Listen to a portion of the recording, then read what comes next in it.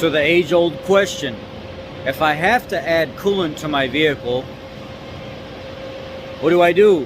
What do I use? How do I figure that out? Well, the best place to look is look in your owner's manual. If you don't have an owner's manual, you can do a basic Google search. If you're still frustrated and confused, you can call up your local parts store and ask them what's supposed to be in it.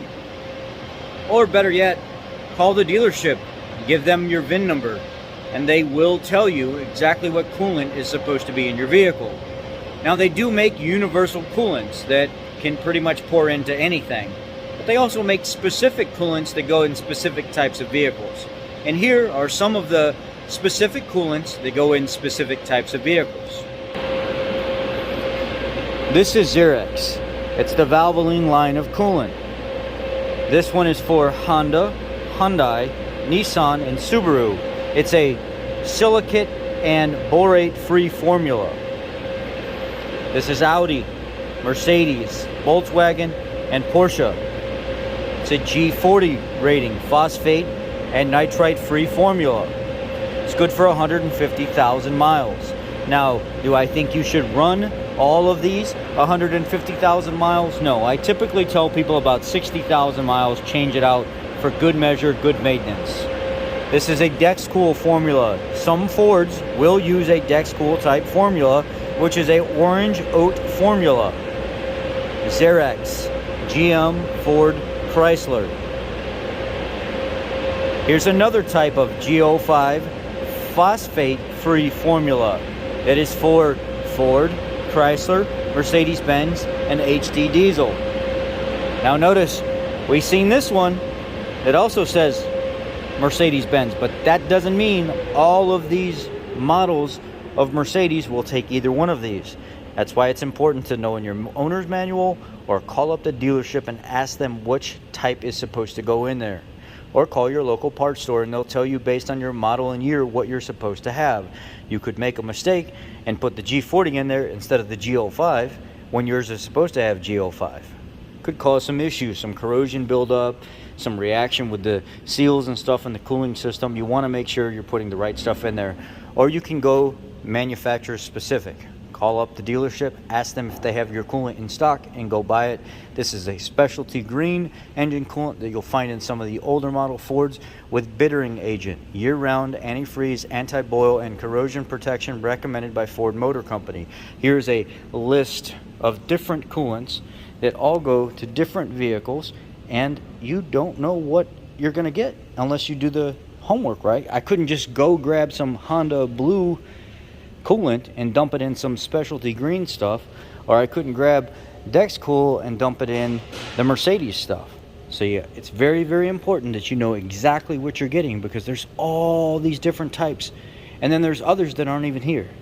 So make sure you know what you're getting. And if all else fails and you don't want to go through any of this, you can get a generic universal coolant that's safe for most vehicles, but I recommend putting what's supposed to go in the vehicle based on the manufacturer's recommendation.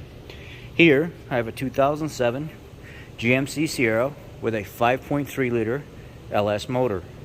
On the top of the coolant reservoir, right here, you can see it's kind of orangey, and it's got a fill cold line. It's just a little bit below that line. So what we're going to do is we're going to look at the cap and see what belongs in here. On the radiator cap, it says never open hot, surge tank 15 psi. What that means where it says 15 psi is this cap is rated for 15 pounds of pressure. That means 15 pounds of pressure before this will actually compromise any of the safety aspect of keeping the coolant from boiling. For every 1 psi boiling point, 3 degrees. So 212 degrees boiling point, plus add 15 psi on top of it. So 15 times 3 is 45. You've just added 45 degrees of temperature to the actual natural boiling point, which is 211, 212. So we're just going to say now you've raised it with a 15 psi cap up to 257 degrees before it will actually boil. And when it boils, you can cause all kinds of complications. So right here we're seeing Dexcool. with a manufacturer cap rated at 15 psi, and we want to make sure we have this cap on here. Every about 3 years I would replace this cap. They can go bad. This cap serves several functions. It has a drain back feature, and it also has a pressure feature.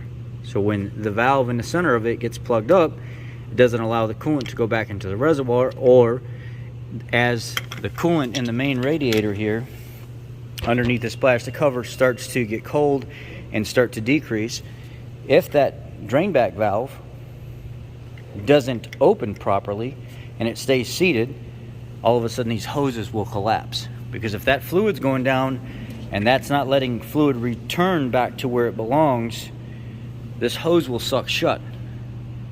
A lot of times it's because this cap is bad.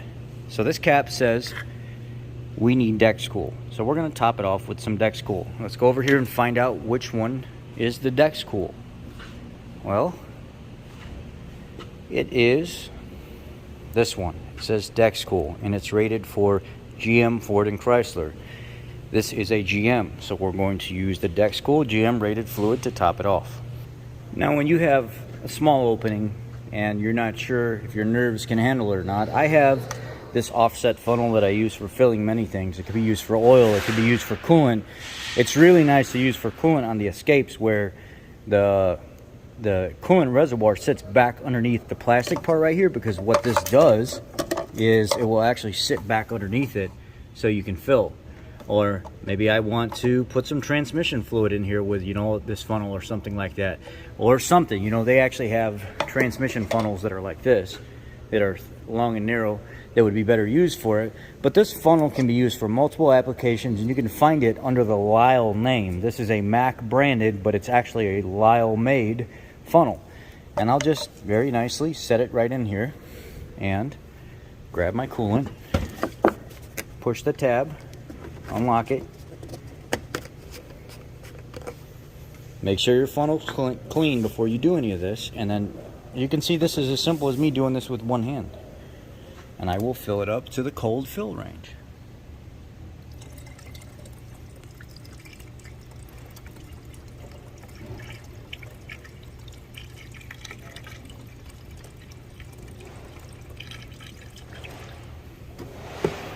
And now I am right at the line where it belongs. I'm full when I'm cold. So now I know when the vehicle heats up and that goes to expand, I'm exactly at the level I'm supposed to be, and my coolant reservoir is full. That is how you fill your coolant. There's indicators on the side of the jug. There is little icons like this that indicate coolant. And if all else fails and you're not sure which one your coolant reservoir is, go to your owner's manual. Your owner's manual will tell you what the icon is for the coolant, and it will explain exactly how to fill it up. This is on a 2007 GMC Sierra. I appreciate your time. To mention, before we get out of here, there's ratings on what it actually protects to. Freezing up to negative 34 degrees and a boiling of 265 degrees. This cap keeps the Dexcool at 257 degrees. So there's actually a little bit more protection for boil over at higher degrees with the fluid. So the two of these together are very protective for the system. A good cap, good quality coolant will keep your cooling system pretty healthy. Y'all be blessed. Thank you for watching.